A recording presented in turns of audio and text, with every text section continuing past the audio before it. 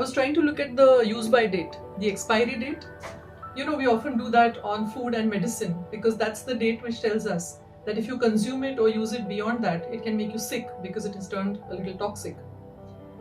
I was reminded of this with a conversation I had yesterday with a client who told me how her husband believed in traditional roles, and therefore he would leave the house every morning to go to his job.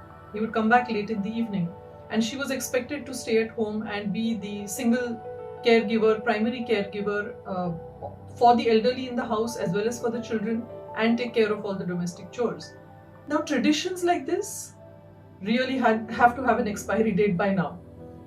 They started as a result of the way our society evolved in the industrial age. Because when we were all still farming or living in forests and tribes, the entire village, all the elders would support with looking after the children.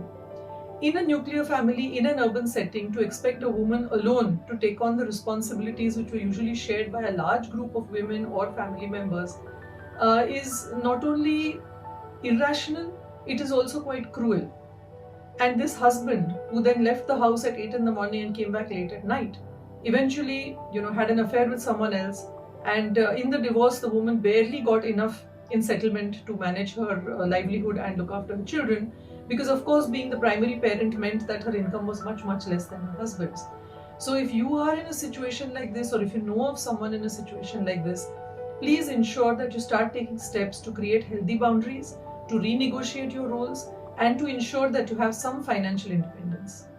That is really the only way that you can ensure a healthy relationship, and also the only way you can really ensure a healthy divorce if things should not work out. I hope you found this useful, and I look forward to seeing you in the next episode.